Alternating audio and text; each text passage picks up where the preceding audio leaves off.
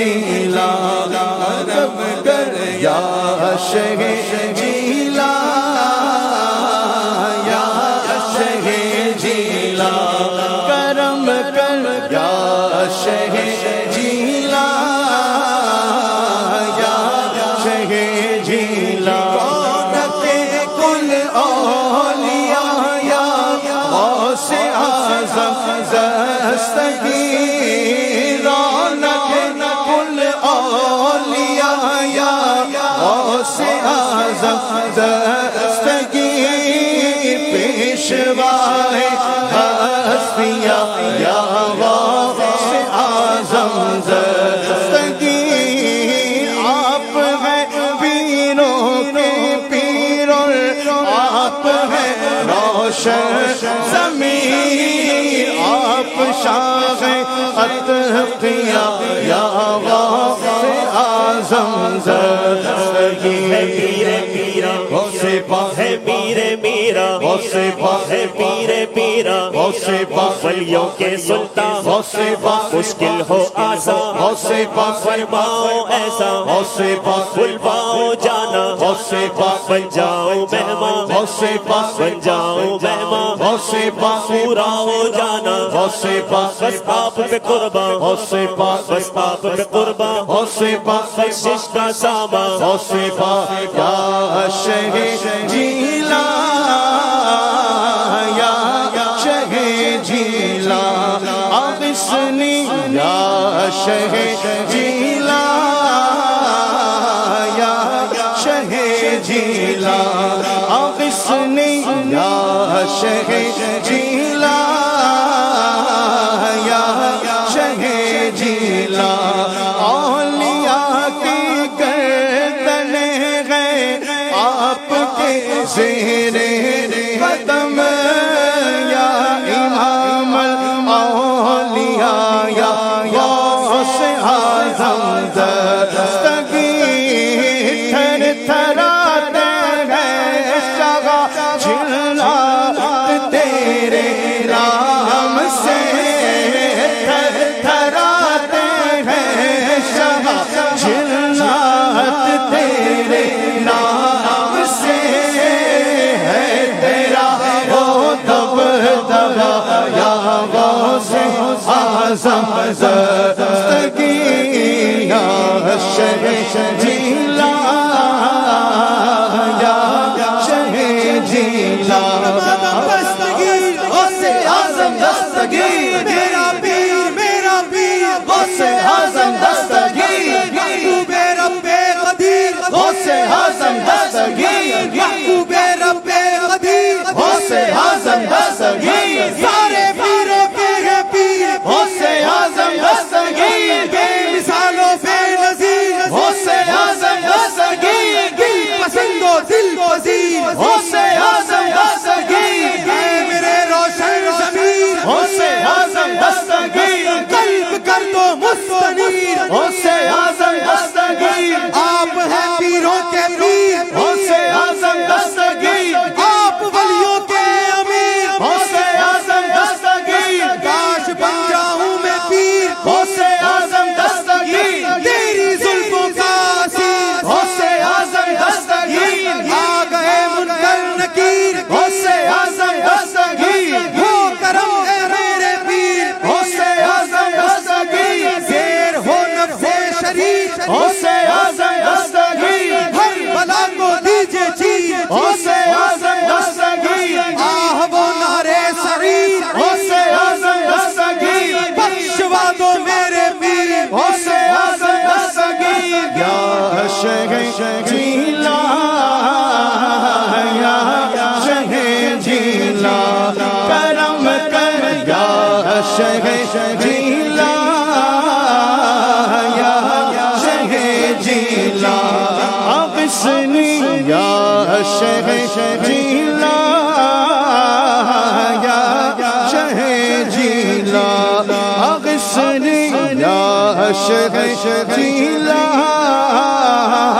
یا شہ جیلا اب سرانے آؤ مرشد اور مجھے کلمہ پڑھاؤ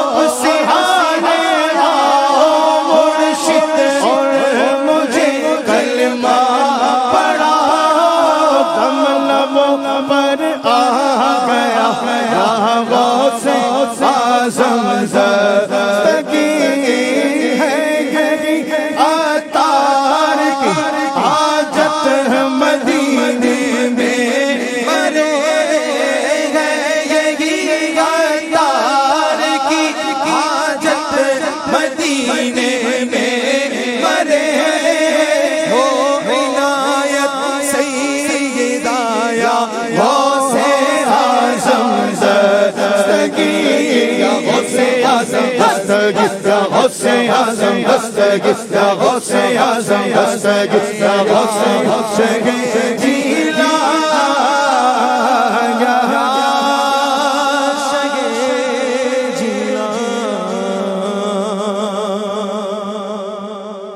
مرشد میرے غوث پاک مرشد میرے غوث پاک مرشد میرے غوث پاک شاہ جیلا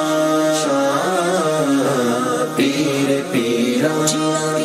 آج مدنی مذاکرے میں غیبت کے بارے میں بہت زیادہ معلومات ہوئی کہ کس طرح غیبت کے ہم عام طور پہ بات کرنے کے اندر غیبت کرتے تھے. دعوت اسلامی واحد ایک ایسا پلیٹ فارم ہے جو ہمیں الحمدللہ اچھے تربیت اور اچھی دینی معلومات فراہم کر رہا ہے. میرا یہاں پہ پہلا یہ وزٹ تھا اور الحمدللہ بہت سی اچھی باتیں ہم نے سیکھی ہیں دعوت اسلامی سے اور الحمدللہ آج مرشد کریم کا بھی دیدار ہوا. الحمدللہ یہ ہمارے لیے بہت بڑی سعادت ہے.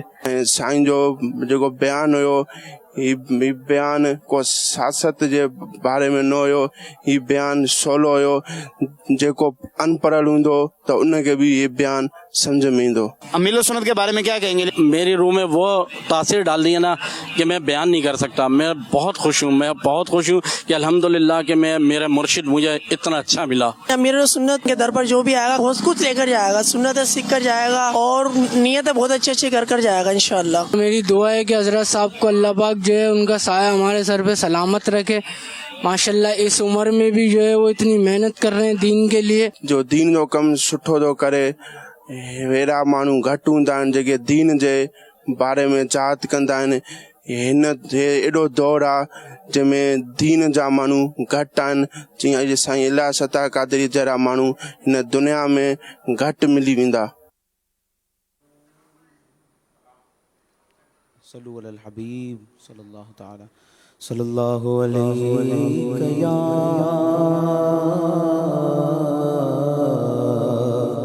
رسول اللہ وسلم علیہ یا حبیب اللہ. پھر کے گلی تباہ پھر کے گلی تباہ ٹھوکر سب کی کھائے کیوں پھر کے گلی تباہ ٹھوکر سب کی کھائے کیوں دل کو جو عقل دے خدا تیری گلی سے جائے کیوں دل کو جو عقل دے خدا تیری گلی سے جائے کیوں. رخصت قافلہ کا شور غش سے ہمیں اٹھا کیوں. رخصت قافلہ کا شور غش سے ہمیں اٹھا کیوں. رخصت قافلہ کا شور غش سے ہمیں اٹھا کیوں. سوتے ہیں ان کے ساتھ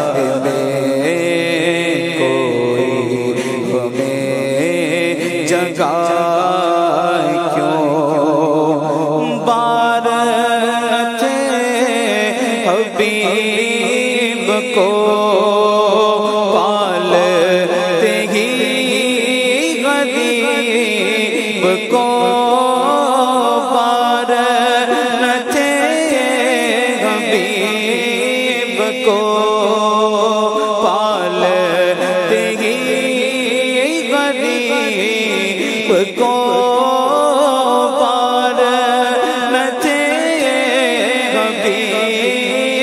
کو پالتے ہی غریب کو روئے جو اب نصیب کو روئے جو اب نصیب کو چین کہو گواہ کیوں روئے جو اب نصیب کو چین کہو گواہ کیوں اب تو نہ روک غنی عادت سنگ بگڑ گئی اب تو نہ روک غنی عادت سنگ بگڑ گئی میرے قریب پہلے میرے قریب پہلے لقمہ تر کھلا کیوں میرے قریب پہلے لقمہ تر کھلا کیوں جان ہے عشق مصطفیٰ روز وضو کرے خدا جان ہے عشق مصطفیٰ روز وضو کرے خدا جس کو درد کا مزہ جس کو درد کا مزہ نازے گوا اٹھا کیوں صلی علی نبینا صلی علی محمد یاد حضور کی قسم غفلت عیش ہے ستم یاد حضور کی قسم غفلت عیش ہے ستم خوب قید غم میں ہم خوب قید غم میں ہم کوئی ہمیں چھڑا کیوں خوب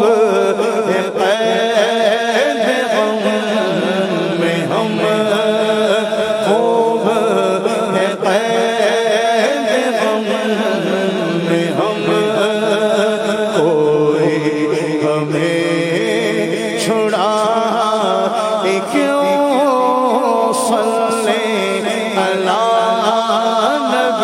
نبینا صلی علی محمد دیکھ کے حضرت غنی پھیل پڑے فقیر بھی دیکھ کے حضرت غنی پھیل پڑے فقیر بھی چھائی ہے اب تو چھاؤنی چھائی ہے اب تو چھاؤنی حشر یا نہ جائے کیوں صلی علی نبینا صلی علی محمد ہم تو ہیں آپ دل فگار غم میں ہنسی ہے ناگوار ہم تو ہیں آپ دل فگار غم میں ہنسی ہے ناگوار چھیڑ کے گل کو نو بہار چھیڑ کے گل کو نو بہار خون ہمیں رولا کیوں چھیڑ کے گل کو نو بہار چھیڑ کے گل کو نو بہار خون ہمیں رلائے کیوں یا تو یوں ہی تڑپ کے جائے یا وہی دام سے چھوڑا یا تو یوں ہی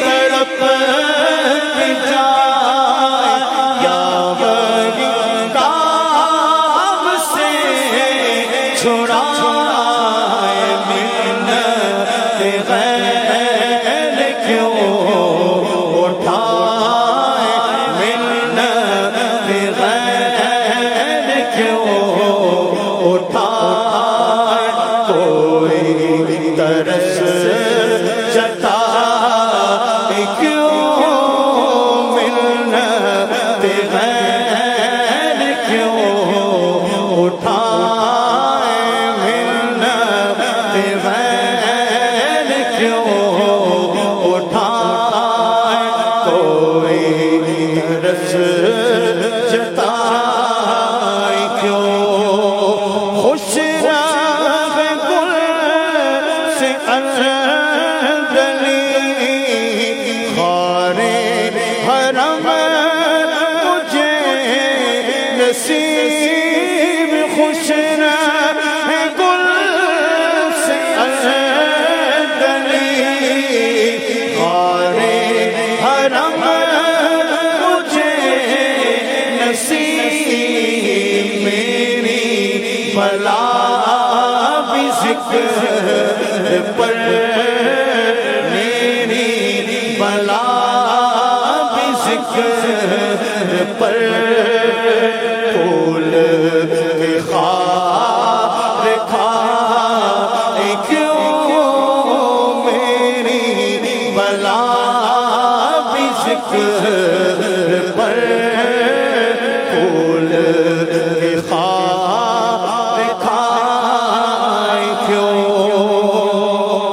گئے تو رضا میرا ستم جرم بے گر لجائے ہم گئے تو رضا میرا ستم جرم بے گر لجائے ہم کوئی بجائے سو سے غم کوئی بجائے سو سے غم سازے طرب بجائے کیوں کوئی بجائے سو سے غم سازے طرب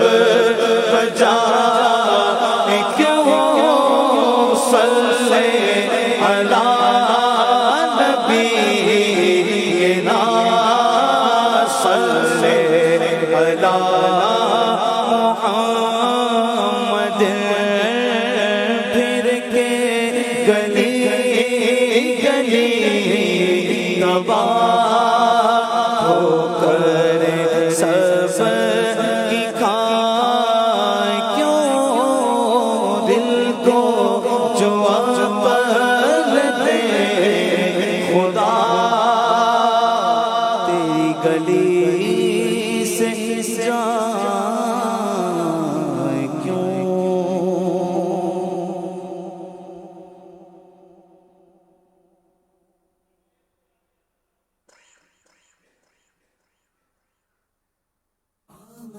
سرکار آمدے سرکار جھوم آمدے سرکار. الحمد للہ رب العالمین والصلاة والسلام علی خاتم النبی. اما بعد فاعوذ باللہ من الشیطان الرجیم. بسم اللہ الرحمن الرحیم. الصلاة والسلام علیک یا رسول اللہ وعلى آلك وصحابك یا حبیب اللہ.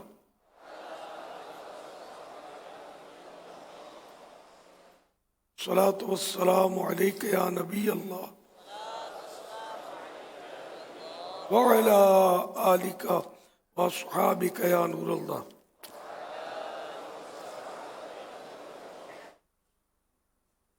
آج 1444 سن ہجری کے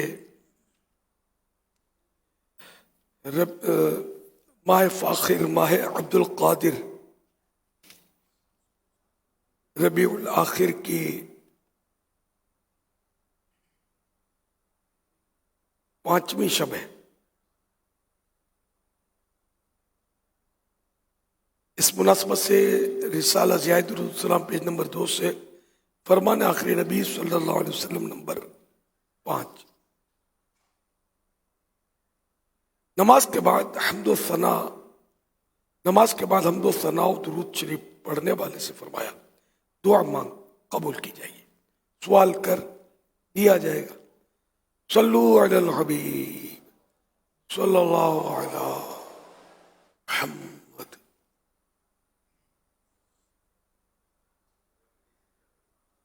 آج چوتھی ہے، تیسری ہے. آج تیسری تو تھی میرا خیال ہے. جمعہ پہلی، جمعہ دوسری، تیسری ہوئی.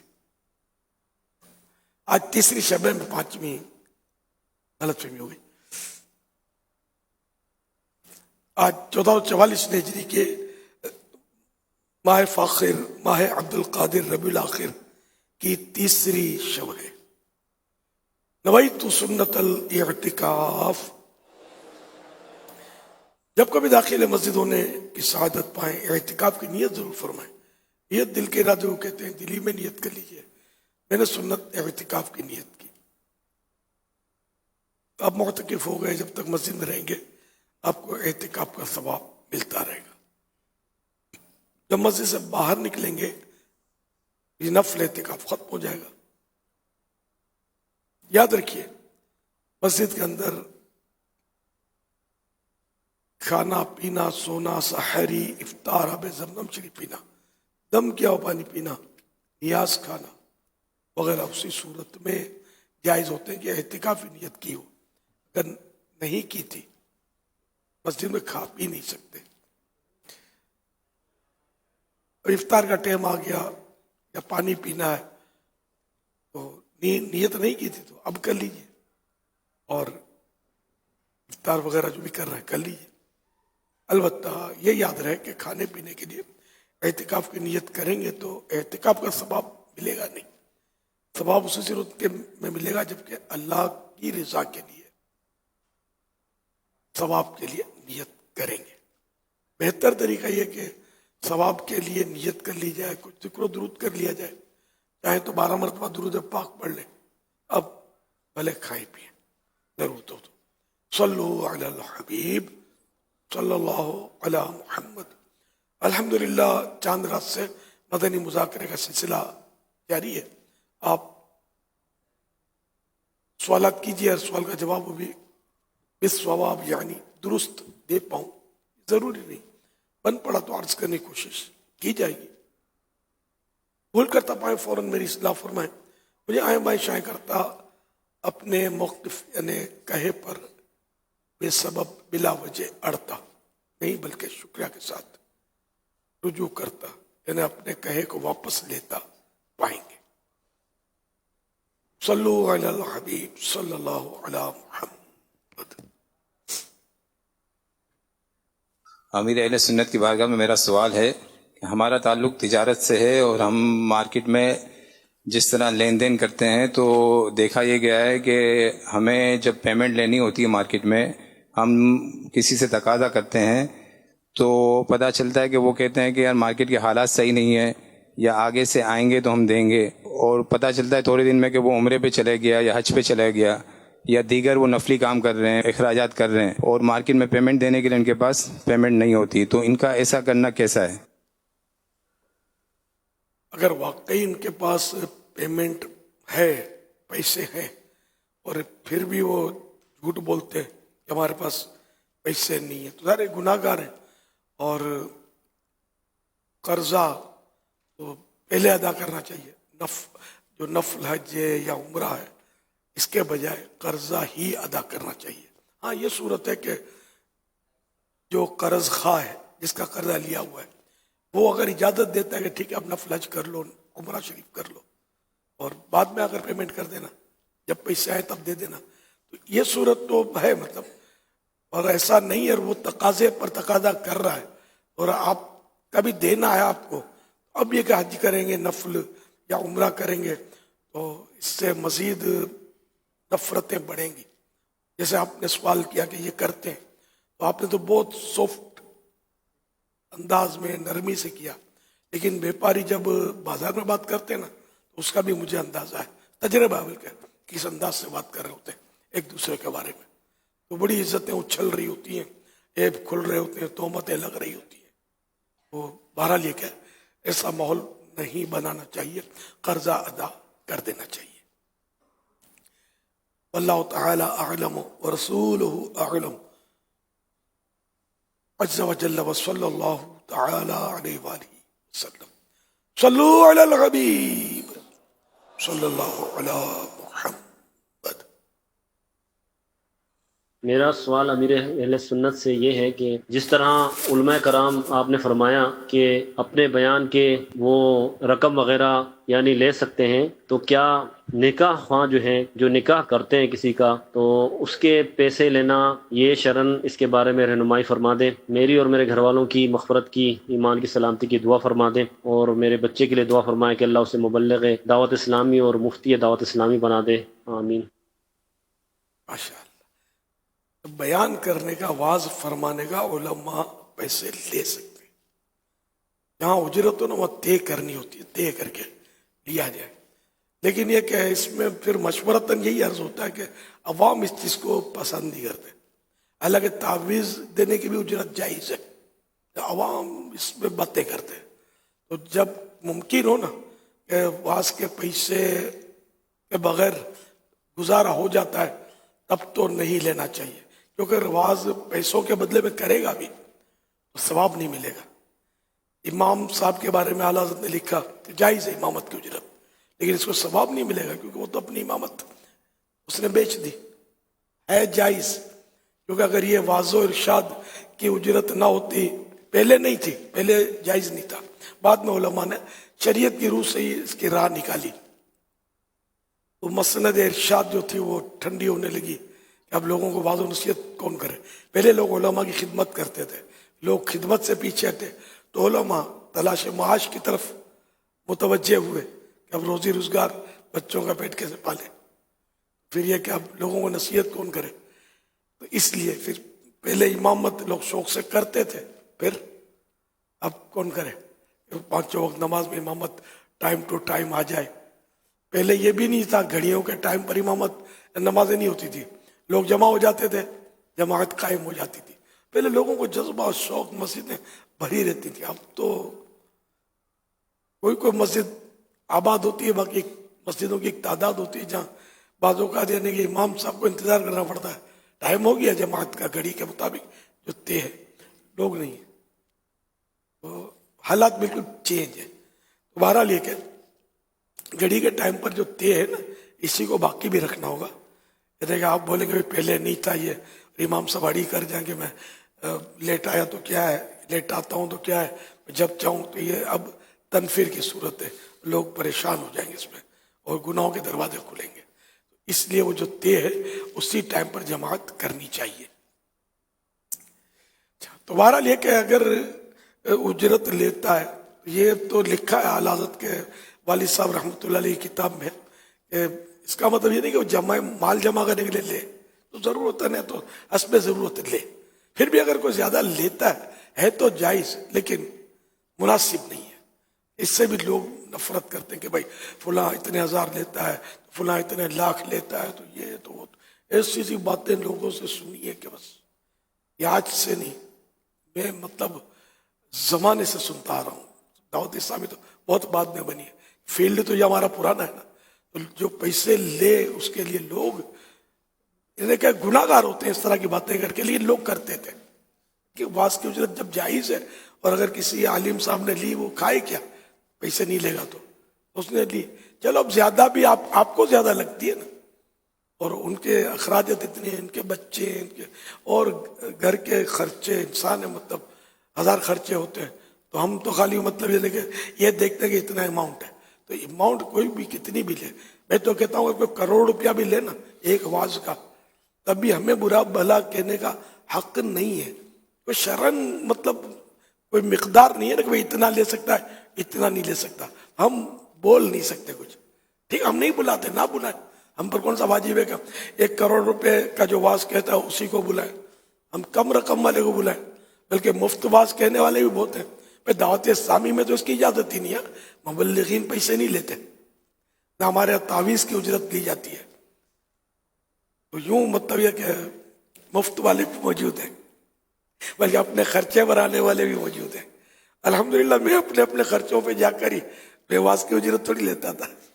मैंने बयान जब दावत इस्लामी शुरू हुई तो मैं तो कहाँ जाता था और अपने पैसों में निकाह पढ़ा है, अपने पल्ले से टैक्सी तक में जाकर मैंने निकाह पढ़ा है।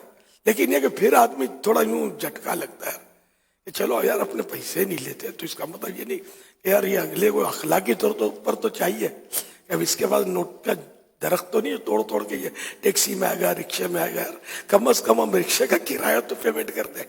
ये तो अखलाकी तौर पर भी आदमी को सोचना चाहिए। तो मेरे साथ बात होगा ऐसा भी हुआ है, मैंने आज तक मैंने निकाह तो बहुत पढ़ा है, अल्हम्दुलिल्लाह कभी भी निकाह की उजरत नहीं ली अल्हम्दुलिल्लाह। लेकिन निकाह की उजरत हमारे यहाँ राइज है और जायज़ है ना, निकाह की उजरत जायज़ है। सल्लु अलल हबीब सल्लल्लाहु अला मुहम्मद।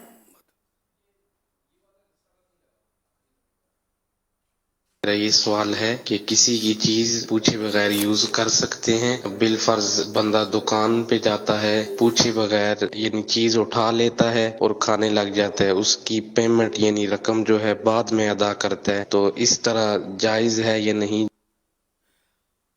अब दुकान पर कैसी चीज खाई ये देखा जाएगा ना, कि बाजू का चीज हल्की फुल्की चीज अगर दाना दो दाना ग्राहक ले लेता है तो दुकानदार को फीलिंग नहीं होती। तो एक तो ये सूरत है। दूसरा कि कोई मिठाई की दुकान पर रसगुल्ला उठाए हड़प कर दे, कि बर्फी का पीस लिया तो वो भी खा गए, तो अब तो दुकानदार हाथ तो पकड़ेगा ना आपका।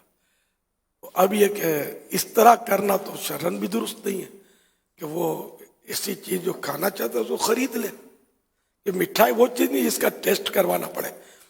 फल में तो टेस्ट करवाते हैं, पीस खिलाते हैं, मिठाई। अब ये भी इसमें भी चालाकी होती है, पीस खिलाने भी। ये या तो छुरी पर मिठास लगी हुई होगी, सेक्रीन बहुत मीठा होता है, छुरी से कट लगेगा मिठास आ जाएगी, या फिर वो इसको पता होता है बेचने वाले को कि फल का कौन सा हिस्सा जो है ना वो मीठा होगा। आप जैसे पपीता लेंगे ना कभी तो चखेंगे आप, तो पपीता हमेशा वो आपको नोक की तरफ से खिलाएगा। नोक जहाँ होती है, जहाँ से शाख से तोड़ा उसी से नहीं खिलाएगा, नोक से खिलाएगा, वो मीठा होता है उसके मुकाबले में ऊपर वाले से। तो यूं चालाकियां इसमें भी चल रही होती हैं। तरबूज में और ये तो अब तो इंजेक्शन लगाते हैं मिठास के, और रंग के इंजेक्शन लगाते हैं, क्या क्या टेक्नोलॉजी इनके पास भी है, फल वालों के पास भी। फल रंगते हैं बाकायदा कलर, वैसे से लाल लाल सेब, वैसे से खूबसूरत फल, ये इसमें भी चालाकियां होती है, रंग किया जाता है। लेकिन मैं ये नहीं कहता कि हर फल को रंग ही किया जाता हो, लेकिन किया जाता है। तरबूज का छिलका, देखो पता है, जिनको समझ पड़ती है उनको पता है कि जितना सब्ज ज्यादा होगा गहरा, ये तरबूज का छिलका उतना मीठा होता है तरबूज। तो अब ये कि ये हरा कर देंगे आपको कलर से, टेक्निक होती है इनकी। आदमी बोला मीठा है, फिर घर जाकर सर पकड़ लेके यार ये क्या हो गया।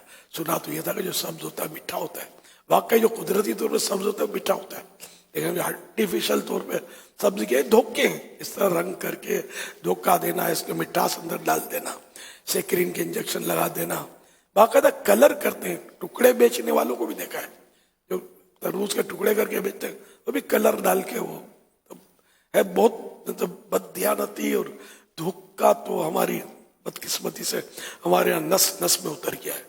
गुनाह सवाब में लोग इतना समझते नहीं है, हराम खाने में बिल्कुल डकार नहीं लेते हैं, लेकिन मरने के बाद फंस जाएंगे।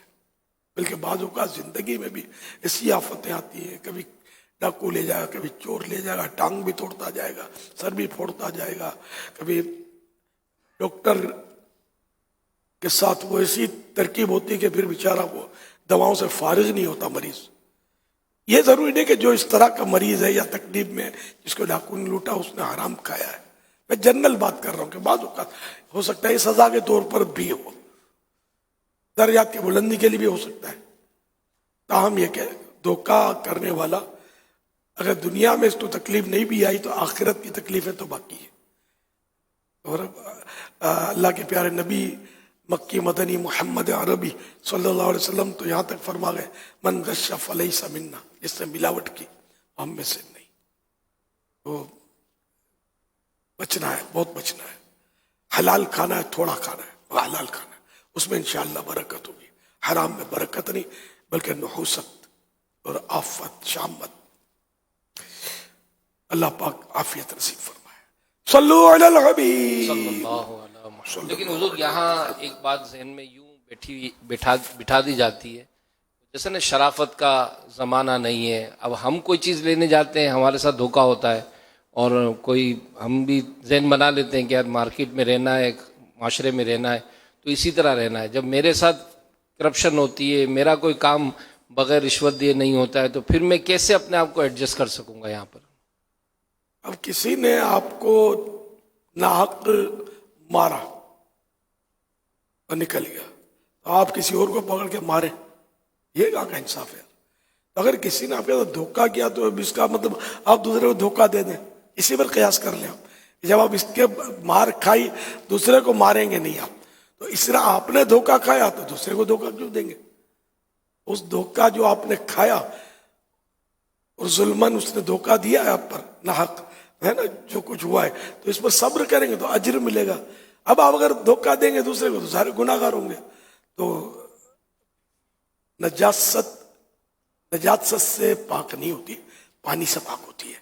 तो गुनाह जो है वो गुनाह से धुलता नहीं है, बल्कि गुनाह तौबा से, एक काम करने से भी जो छोटे गुनाह है वो धुल जाते हैं, सगीरा।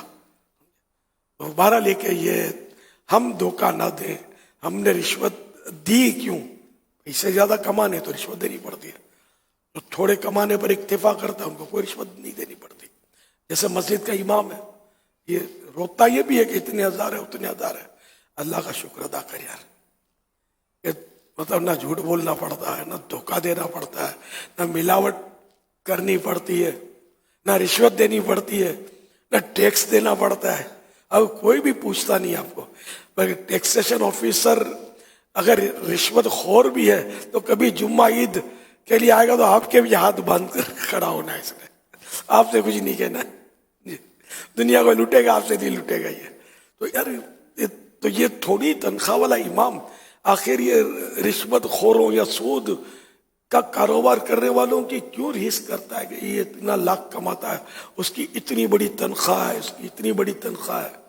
नहीं, आप फायदे में, आपके सीने में कुरान है, पूरा नहीं है तो कुछ तो सूरतें आयतें हैं, और वो जो मतलब जिसकी 2-4 लाख रुपए तनख्वाह उसको सूरह फातिहा भी पढ़ना नहीं आती, तो आप ये चाहते हैं कि आपके सीने से कुरान निकाल लिया जाए और दाढ़ी ले ली जाए आपसे वापस, इमामा छीन लिया जाए और अफसर साहब माइनस साहब की गद्दी पर आपको बिठा दिया जाए और आप 4 लाख रुपए कमाएं 15,000 के बदले, اور قرآن آپ کے سینے میں نہ رہے، مرنے کے بعد کیا کام آئے گا؟ یہ 4 لاکھ کی تنخواہ کام آئے گی یا قرآن کریم کام آئے گا؟ مرنا تو ہے یار، پیٹ تو بھر جاتا ہے، وہ کیڑی کا بھی بھر جاتا ہے، ہاتھی کا بھی بھر جاتا ہے، آپ کا بھی تو پیٹ تو بھر ہی رہا ہے نا۔ اب بینک بیلنس نہیں ہے، تو بینک بیلنس نے کس کا ساتھ دیا ہے؟ قارون کا خزانہ، کیا قارون کو کام آیا؟ اس کے ساتھ ہی تو زمین میں دسا۔ خزانہ کتنا؟ 40 آدمیوں کی جماعت، اس کے خزانے کو نہیں، اس کے خزانے کی چابیوں کو اٹھاتی تھی۔ خالی چابیاں اتنی تھی اس کے خزانے کی کہ 40 آدمی اٹھاتے تھے اس کو، تو خزانہ کتنا ہوگا۔ لیکن وہ دفن زمین میں دسا، حضرت موسیٰ علیہ السلام کی گستاخیاں کر کے، توہین کر کے وہ زمین میں دسا، اور اس کا خزانہ، کوئی یہ نہ کہے کہ خزانے کے لیے مطلب قارون کو رستے سے ہٹا دیا گیا ہے۔ تو موسیٰ علیہ السلام خزانہ چاہتے ہیں، موسیٰ علیہ السلام کو کیا کمی تھی؟ وہ خزانہ بھی اس کے سر پہ آیا، زمین میں دسا، اور اب یہاں تک قول ہے کہ قیامت تک یہ خزانہ اس کے سر پہ ہوگا اور یہ دستا چلا جائے گا زمین میں۔ خزانہ نتھنگ، اللہ پاک اتنا دے کہ ہمارا پیٹ بھر جائے، بچوں کے حقوق ادا ہو جائے، ہمیں مطلب ہم کسی کا قرض دار نہ ہو، محتاج نہ ہو، رب کے محتاج رہے۔ باقی خزانے کو کیا کرنا ہے؟ آپ سمجھتے ہوں کہ اس کو بولنا آتا ہے، میرے کو بولنا آتا ہے، اور مرنے کے بعد آپ کو پتا چلے گا کہ کیسا بولتا تھا، یار صحیح تو بولتا تھا۔ کہ جتنا بھی آپ جمع کریں گے ہم، چاہے وہ حلال ہوگا تو بھی حساب ہے نا، حرام ہوگا تو سزا ہے۔ تو حلال خزانہ ہونا، آپ حضرت عثمان غنی رضی اللہ عنہ کی ریس کریں کہ بھئی یہ بھائی وہ تو مطلب ان کے خزانے کا کوئی ذرہ ہم کو مل جائے نا تو ہماری ساری گناہوں کی بیماریاں دور ہو جائیں۔ ایسا حلال خزانہ، ایسا پاکیزہ خزانہ آج کے دور میں کون لائے گا؟ ہم ان کی باتیں کریں۔ تو اللہ پاک ہمارے حال پر رحم فرمائے، ہمیں نیکیوں کا اتنا خزانہ دے، اتنا خزانہ دے کہ بس قیامت کے دن آقا ہم سے خوش ہو جائیں اور سینے سے لگا لیں کہ یہ میرا غلام ہے، یہ میرا غلام ہے جس نے میری کوئی سنت نہیں چھوڑی۔ کاش صلو علی الحبیب صلی اللہ علیہ محمد۔ یہاں ہمیں یہ بات بھی کیا سمجھ لینی چاہیے کہ بعض اوقات ایسا ہوتا ہے کہ آدمی نیکی کر رہا ہوتا ہے، جماعت سے نمازیں اس کو مل رہی ہوتی ہیں، درس و بیان اور دیگر نیکی کے کام میں، حقوق کے ادائیگی کے کام میں مصروف ہوتا ہے، کہ اچانک اس کے پاس ایک مال، دولت، کاروبار، پیسہ، اس کی فراوانی اس کے پاس شروع ہو جاتی ہے، اور پھر وہ اس طرف بڑھتا ہے اور لوگ دیکھ رہے ہوتے ہیں کہ یہ آہستہ آہستہ آہستہ آہستہ اس کے پاس دنیا کی دولت، مال و اسباب اور دیگر چیزیں اس کے پاس آنا شروع ہو گئی ہیں۔ تو اب دیکھنے والا دیکھتا ہے کہ یار ہم دیکھ رہے ہیں یار تھوڑے عرصے سے اس کو بڑا اس پر کرم ہو گیا، اس کو بڑی مہربانیاں ہو گئی ہیں یار، اس کے دن پھر گئے، اور کیا ہے اس پر دن اچھے آ گئے، لیکن یہ نہیں دیکھا جا رہا ہوتا کہ اس کے پاس دولت اور اسباب تو بڑھ رہے ہیں، لیکن جو یہ نیکی کے کام میں مصروف ہوتا ہے، حتیٰ کہ اس کی جماعتیں بھی جانا شروع ہو گئی ہیں، تو اس کو کیسے دیکھیں گے ہم کہ اس کے اوپر یہ بہتری آ رہی ہے یا زوال آ رہا ہے؟ ہر ذی شعور جس میں تھوڑی سی بھی عقل ہے وہ سمجھ سکتا ہے اس میں بہتری آ رہی ہے یا بدتری آ رہی ہے۔ یعنی دنیا جہان کی ساری دولت، قارون کا خزانہ بھی لے لیا جائے زمین سے، ممکن ہو تو یہ سارا خزانہ، جب سے یہ دنیا کا خزانہ شروع ہوا اور جب تک مزید اس کا پروڈکشن ہوتا رہے، سارا خزانہ ایک طرف، ایک نیکی ایک طرف، وہ نیکی اس خزانے سے نہیں خریدی جا سکتی جو رب کی توفیق سے ملتی ہے۔ کہ یہ سارا خزانہ جنت میں نہیں لے جا سکتا، نیکی جنت پہ لے جائے گی۔ اب آپ فیصلہ کر رہے ہیں کہ جس دولت کی وجہ سے، جس دولت مصروفیت بھی تو لا رہی ہے نا، مصروفیت لائے گی، ٹینشن لائے گی، تو اس کی وجہ سے نمازوں میں کوتاہی، جماعتوں میں کوتاہی، سنت پر عمل کرنے میں کوتاہی، کیا کریں؟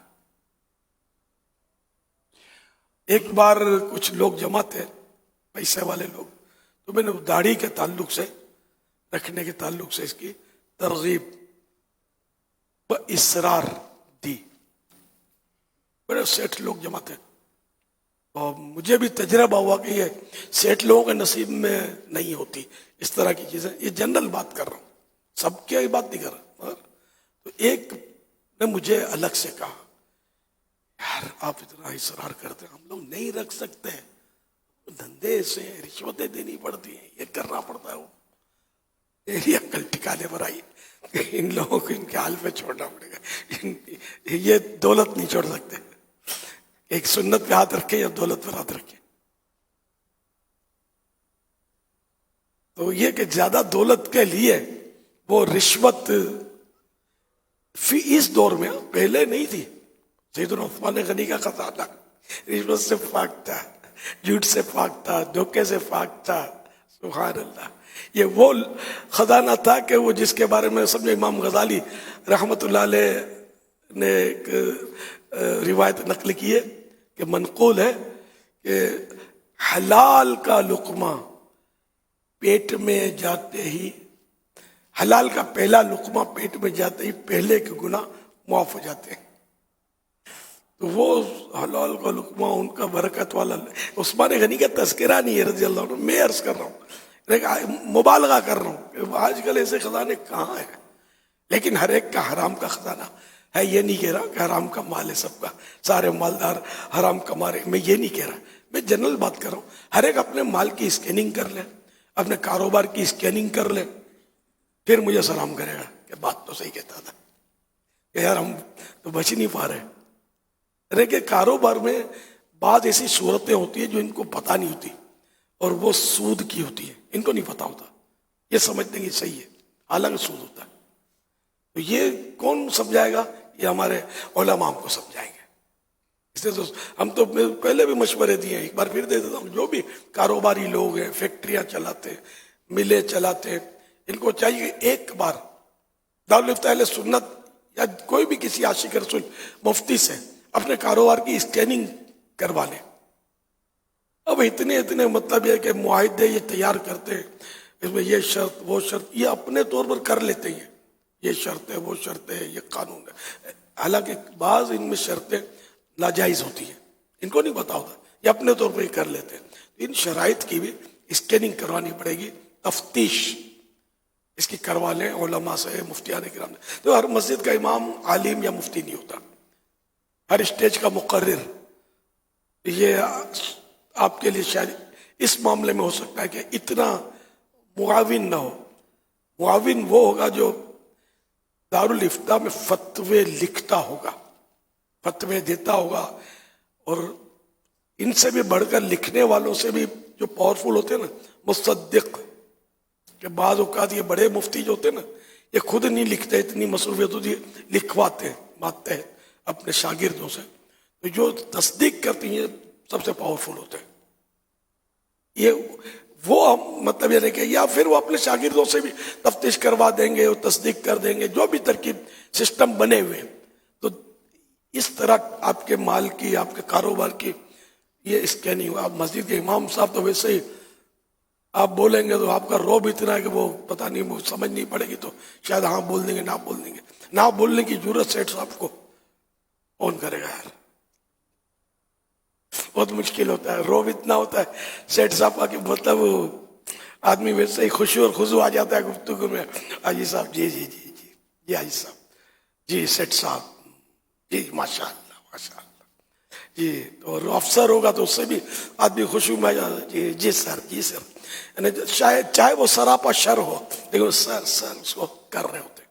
ہمارا انداز گفتگو یہ ہوتا ہے کہ بالکل یعنی کہ ہم مغلوب ہو جاتے ہیں. اور جو لوگوں کی دولت پر جس کی نظر نہیں ہوتی نا, وہ مغلوب نہیں ہوگا. وہ مطلب وہ دو ٹوک بات کر سکتا ہے, لیکن عام طور پہ یا ویسے ہی آدمی نفسیاتی طور پہ بھی مغلوب ہو جاتا ہے, بھلے دولت پر نظر نہ ہو. یہ بھی ہوتا ہے کہ ان کے روب ایسے ہوتے ہیں بعض اوقات. اللہ کرم فرمائے اور ہمیں علماء سے مرغوب کرے, علماء کے سامنے مغلوب کرے. اس میں آخرت کا انشاءاللہ روب اور غلبہ ہے انشاءاللہ, ان مانوں کا کہ مطلب دبدبہ ملے گا. علماء سے ہم جھک کر رہیں گے, نرم رہیں گے, ان کے سامنے خشوع و خضوع کریں گے, عاجزی کریں گے. इनके भूले नहीं निकालेंगे, इन पर तनकीदें नहीं करेंगे। ये उलमा हक की बात कर रहा हूँ, उलमा दीन, उलमा हक। उलमा दीन वही होते हैं कि जो जिनका अकीदा कुरान और सुन्नत के मुताबिक होता है ना। जैसे हम अहले सुन्नत अल्हम्दुलिल्लाह, हम हक पर हैं अल्हम्दुलिल्लाह। तो ये उलमा हक से मुराद उलमा अहले सुन्नत है, मैं जो कह रहा हूँ। वरना शैतान भी आलिम है, बहुत बड़ा अल्लामा है, हाँ इसके पास बहुत इल्म है, लेकिन क्या ना मिनल काफिरीन, ये कुरान का फतवा है उस पर, वो काफिरों से हो गया। अच्छा, एक हिकायत में बयान करता हूं दौलत के ताल्लुक से। मकतबतुल मदीना का रिसाला है गफलत, बड़ा झंझोड़ने वाला रिसाला है, मुख्तसर सा है, मनकूल है, यानी बयान किया गया है, कहा गया है। एक नेक शख्स को कहीं से सोने की ईंट हाथ लग गई, गोल्ड की ईंट, स्टोन, गोल्ड का स्टोन, बड़ा ब्रिक्स, ब्रिक्स, ब्रिक्स, ब्रिक्स, यानी एक किसी शख्स को कहीं से सोने की ईंट यानी गोल्ड ब्रिक्स, ब्रिक्स बास है, बेस है, हाँ बेस है। अच्छा अच्छा, एक नेक शख्स को कहीं से सोने की ईंट यानी गोल्ड ब्रिक्स हाथ लग गई, हाथ में आ गई, मिल गई। वो दौलत की मोहब्बत में मस्त होकर रात भर तरह तरह के मंसूबे बांधता रहा कि अब तो मैं बहुत अच्छे अच्छे खाने खाऊंगा, बेहतरीन लिबास सिलवाऊंगा और बहुत सारे खुद्दाम अपनाऊंगा, नौकर चाकर मासियां मासे रख लूंगा। अलगरस मालदार बन जाने के सबब वो राहतों और आसाइशों के तसव्वुरात में गुम होकर उस रात अपने रब अकबर से यकसर गाफिल हो गया, अल्लाह की इबादत से बिल्कुल वो गाफिल हो गया। सुबह इसी धन की धुन, दौलत की धुन में मगन मकान से निकला, इत्तेफाकन कब्रिस्तान के करीब से उसका गुजर हुआ। क्या देखता है कि एक शख्स ईंटें बनाने के लिए कब्र पर मिट्टी गूंद रहा है। ये मंजर देखकर एकदम उसकी आंखों से गफलत का पर्दा हट गया और इस तस्वुर से उसकी आंखों से आंसू जारी हुए कि शायद मरने के बाद मेरी कब्र की मिट्टी से भी लोग ईंटें बनाएंगे। मेरे आलीशान मकानात और उम्दा मलबूसात वगैरह धरे के धरे रह जाएंगे, लिहाजा सोने की ईंट से दिल लगाना तो जिंदगी को सरासर गफलत में गंवाना है। हाँ अगर दिल लगाना ही है तो हाँ अगर दिल लगाना ही है तो मुझे अपने प्यारे प्यारे अल्लाह से लगाना चाहिए। चुनाचे उसने सोने की ईंट यानी गोल्ड ब्रिक्स तर्क की, उसको छोड़ दिया और ज़ुहद व क़नाअत इख्तियार की। दुनिया से बेरग़बत थी और अल्लाह ने जितना दिया है उस पर राजी रहने का ज़हन बना लिया। सुभान अल्लाह। मेरे आका मीठे मीठे मुस्तफ़ा सल्लल्लाहु अलैहि वसल्लम ने इरशाद फरमाया, जिसे दुनिया की मोहब्बत का शरबत, जिसे दुनिया की मोहब्बत का शरबत पिलाया गया वो तीन चीजों का मजा जरूर चखेगा। नंबर एक, ऐसी सख्ती जिससे उसकी थकन दूर ना होगी। नंबर दो, ऐसी हिर्स जिससे वो गनी ना होगा। नंबर तीन, ऐसी ख्वाहिश जिसकी तकमील ना कर सकेगा, यानी ख्वाहिश, ऐसी ख्वाहिश जिससे वो पूरा ना कर सकेगा। लिहाजा जिसने दुनिया को तलब किया, आखिरत उसके मरने तक उसे तलाश करती रहेगी।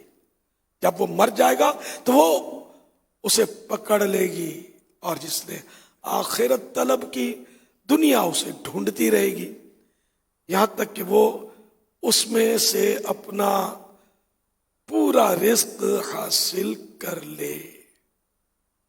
हवाला तबारानी कबीर, अब्दुल्ला बिन मसऊद रज़ियल्लाहु ताला अन्हु, जिल्द 10 روایت نمبر 10,328.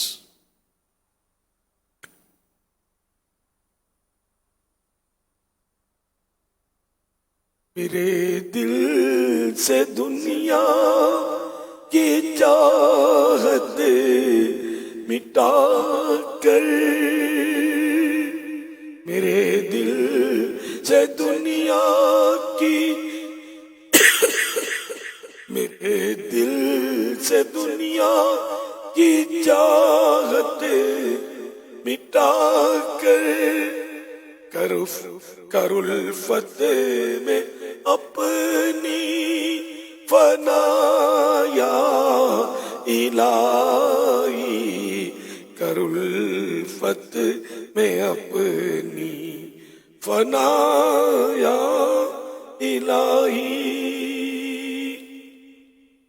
روایت ہے حضرت انس رضی اللہ تعالیٰ عنہ سے، فرماتے ہیں فرمایا رسول اللہ صلی اللہ علیہ وسلم نے کہ کیا کوئی ایسا ہے جو پانی پر چلے اور اس کے پاؤں نہ بھیگے؟ لوگوں نے عرض کیا یہ نہیں ہو سکتا. لوگوں نے عرض کیا نہیں یا رسول اللہ صلی اللہ علیہ وسلم. فرمایا یوں ہی دنیا دار گناہوں سے محفوظ نہیں رہتا. حضرت مفتی احمد یار خان نعیمی رحمت اللہ علیہ حدیث پاک کی شرح میں میرات المناجی میں لکھتے ہیں یہاں دنیا دار سے مراد دل میں دنیا کی محبت رکھنے والا ہے. محبت دنیا تمام گناہوں کی جڑ ہے. یا دنیا سے مراد وہ دنیا ہے جو انسان کو اللہ تعالی سے غافل کر دے. تو ایسی دنیا بری ہے کہ جو اللہ پاک سے غافل کر دے، اور وہ دنیا بری جس کی محبت دل میں بس جائے، گھر کر جائے. تو یہ دنیا کی محبت جو ہے دنیا کی یہ گناہوں کی جڑ ہے. ٹھیک ہے نا؟ تو اب جیسے ماں باپ بھی دنیا، بال بچے بھی دنیا میں ہی ہے نا سب. تو ان کی شریعت کے دائرے میں رہ کر خدمت کرنا، حسب ضرورت حلال روزی کے لیے جد و جہد کرنا، کوشش کرنا، یہ دنیا مذموم نہیں ہے. دنیا کی محبت نہیں ہونی چاہیے. اس کو ہم یوں سمجھیں کہ کشتی پانی میں چل رہی ہے، ڈھیروں ڈھیر پانی، سمندر دریا کتنا بڑا ہے، بہت سارا پانی ہے، کشتی چل رہی ہے، نو پرابلم، بھلے ڈھیر سارا ہے. لیکن یہی پانی اگر کشتی میں آئے گا تو اس کو ڈبو دے گا. کشتی میں چڑھ جائے پانی، گیا، تباہ ہو جائے گا. تو اسی طرح اگر کسی کے پاس ڈھیر ساری دولت ہے، حلال کیا تو ہے ڈھیر ساری دولت، تو یہ اس کے لیے اس صورت میں نقصان دہ نہیں ہے کہ یہ اس کے دل میں نہیں اترتی. اور اب یہ کہ دل میں اترے گی تو یہ بربادی. اب اس دور میں ہے بڑا مشکل. کوئی دعویٰ کرے کہ میرے دل میں دنیا کی محبت نہیں ہے، اس کو بولو نا کہ یار یہ بنگلہ خرید کر دے دو، مسجد بنا دی ہے. اب جو جواب دے وہ سمجھو. اللہ خیر کرے، اللہ پاک عافیت نصیب فرمائے. تو دنیا کی محبت سے بچنا بڑا مشکل ہے. آ گئی تو اب ہم لوگ نکل نہیں سکتے. وہ عثمان غنی کی شان تھی جس کے خزانے کی اور لوگ یہ مالدار لوگ مثالیں دیتے ہیں. انہوں نے جو رائے خدا میں لٹایا کتنا لٹاتے تھے. حضرت ذوق نعت میں مولانا حسن رضا خان رحمۃ اللہ علیہ فرماتے ہیں حسن کئی بار حسن گھر بن گیا. بہت پیارا مقطع ہے وہ حضرت عثمان غنی رضی اللہ تعالیٰ عنہ کی منقبت میں. حسن گھر لٹایا کئی بار اس محبت سے کہ لٹ کر گھر بن گیا جنت میں عثمان غنی کا. لٹایا حق میں کئی بار گھر اس محبت سے لٹایا حق میں گھر کئی بار اس محبت سے کہ لٹ لٹ کر حسن گھر بن گیا صدیق اکبر کا کہ لٹ لٹ کر حسن گھر بن گیا صدیق اکبر کا۔ یہ مقطع صدیق اکبر رضی اللہ عنہ کی شان میں۔ حضرت عثمان غنی کے بھی اس طرح کے اشعار ہیں ان کی منقبت میں کہ یہ سخی تھے، سید الاسخیاء۔ سب کو دنیا کی ہوس خوار لیے پھرتی ہے، خوار ذلیل و خوار ہے نا، سب کو دنیا کی ہوس خوار لیے پھرتی ہے، کون پھرتا ہے یہ مردار لیے، کون پھرتا ہے یہ مردار لیے پھرتی ہے۔ یہ کسی اور کا شعر ہے۔ بہرحال یہ کہ صدیق اکبر رضی اللہ عنہ کے پاس بھی مال تھا، لیکن خزانہ عثمان غنی کا مشہور، اور صحابہ میں سب سے زیادہ مشہور جو مالدار تھے صحابی وہ ہیں حضرت عبد الرحمن بن عوف رضی اللہ تعالیٰ عنہ۔ ان کا مال بھی صاف ستھرا، وہ 10 جنتی جو ہے نا خصوصی و عشرہ مبشرہ ان میں سے ایک ہیں حضرت عبد الرحمن بن عوف رضی اللہ تعالیٰ عنہ۔ اچھا، اب چونکہ ان کے پاس مال بہت حلال پر حساب، تو یہ امام غزالی رحمۃ اللہ علیہ نے نقل کیا، حالانکہ ان کا مال سب حلال ہے اور حلال پر حساب ہوتا ہے، تو ان کو حساب کے لیے روکا جائے گا قیامت میں۔ صحابی ہے تو سب صحابہ میں یہ سب سے زیادہ مالدار تھے، تو یوں یہ سب صحابہ میں جنت میں بھی سب سے آخر میں داخل ہوں گے، صحابہ میں جنت میں آخر میں داخل ہوں گے۔ تو یوں مطلب ہے کہ یہ ایسا 100% حلال مال اور صحابی اور جنت کی بشارت دنیا میں سرکار صلی اللہ علیہ وسلم کی زبان حق کے ترجمان سے مل گئی۔ اب یہ کہ میں اور آپ کی اس گنتی میں جتنا مال زیادہ اتنا وبال زیادہ، حساب زیادہ ہمارے ساتھ، اور پل صراط سے بھی وہ گزریں گے جو ہلکے پھلکے ہوں گے۔ یہ بھی ہے اس طرح کے اقبال۔ ہلکا پھلکا ہم میں سے تو شاید کوئی نہیں، اور یوں بھی نہیں کہ اگر کمزوری ہے بھی مالی طور پر، حرص کس کو نہیں ہے؟ غریب کے فضائل ہیں، لیکن ظاہر ہے اس غریب کے فضائل کہ جو مطلب یعنی کہ حرص میں لگا رہتا ہے، وہ مالداروں سے چڑھتا رہتا ہے، جلتا رہتا ہے، کڑ کڑ کرتا رہتا ہے۔ ظاہر غریب تو وہ اچھا نا کہ جس کے پاس مال کی کمی، واقعی غریب ہو۔ اول تو غریب کہلانے والے عام طور پہ غریب ہوتے نہیں ہیں، سمجھے؟ تو جو واقعی غریب ہے، 100% غریب ہے، تو اس میں بھی وہ اچھا غریب جو اپنی غربت پر اللہ کا شکر گزار بندہ ہو، لیکن بے صبری میں متھا خراب کر رکھا ہے، علم نہیں ہے، معلومات کی بہت کمی ہے، نالج نہیں ہے، اور دینی نالج کے لیے کوئی وقت نہیں ہے، تو یہ پھر ذہن بنے گا کیسے؟ اب ماں کے پیٹ سے تو کوئی بن کر آنے سے رہا، تو یوں غریب کو بھی مال چاہیے، مالدار کو مزید مال چاہیے، بڑھتا جائے بڑھتا جائے بڑھتا جائے۔ غریب ہے یہ اپنی غربت پر بالکل یعنی کہ شاکی ہے، شکایت کرتا ہے، گلے کرتا ہے، شکوے کرتا ہے، کہیں حرام سے بھی مل جائے تو آسرا نہیں کرتا، مل جائے تو یہ سے غریب کی کیا فضیلت؟ تو اللہ پاک ہم کو اپنے حبیب کے در کا فقیر بنا دے اور اپنے در کا محتاج رکھے، کسی کا محتاج نہ کرے۔ آپ نے ابھی کچھ دیر پہلے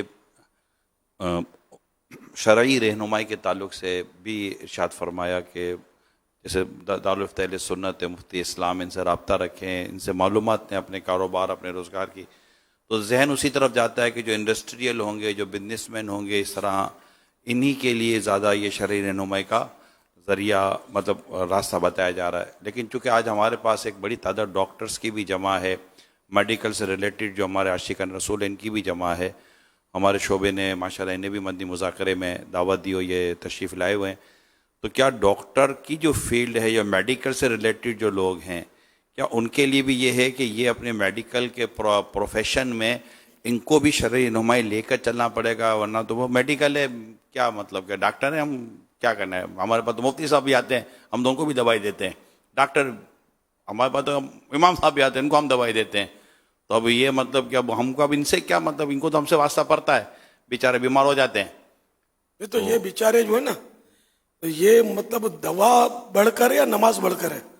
तो डॉक्टर साहब को हाथ बांध के पीछे इमाम के ही खड़ा होना होता है नमाज में। तो यूं है तो इमाम को फोकियत मिली ना कि जिसके पीछे हाथ बांध के खड़ा रहना पड़े। और जनाजा भी इमाम पढ़ाएगा, डॉक्टर नहीं पढ़ाएगा।